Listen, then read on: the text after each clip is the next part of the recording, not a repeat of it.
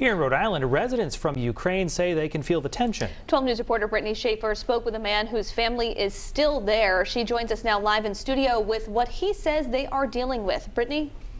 Well, Kim Bryan, Father Mikhailo Doziak's entire family lives in Ukraine. It's the country he was born in and lived in for 30 years. It's also the place where he says his heart is.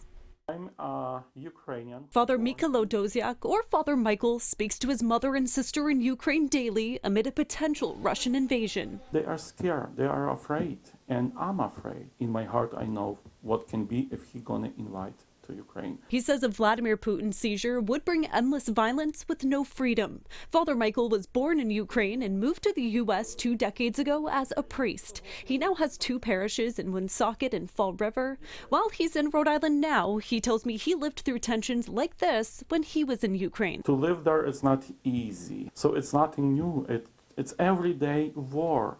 Every day our soldiers, our civilians, kids are dying of that war. Congressman Jim Langevin was at the Munich Security Conference in Germany this past weekend. The president of Ukraine was in attendance. Langevin tells me this year the potential invasion put more pressure on unity than ever. What is next? What other countries will potentially be on his hit list next? And we should all be worried about this. This is really about a dictator trying to stifle the freedom of an independent country. Langevin applauding President Joe Biden's efforts to meet with Putin to avoid war, but Father Michael isn't sure it will help. Blah, blah, blah. I think it's just going to be a lot of talk. And after they will say, we are so deeply sorry. Nothing's going to happen. Michael emotional as he thinks of his dozens of relatives living through unknown panic. To understand the fear with what people live in right now, you have to live there.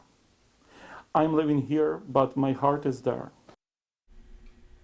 And Father Michael tells me he is also afraid for his nieces and nephews and other children in Ukraine, not knowing what kind of life they will have if Putin takes over. He says he is scared, but as a priest, he is praying and putting his faith in God's hands. Live in studio, I'm Brittany Schaefer, 12 News.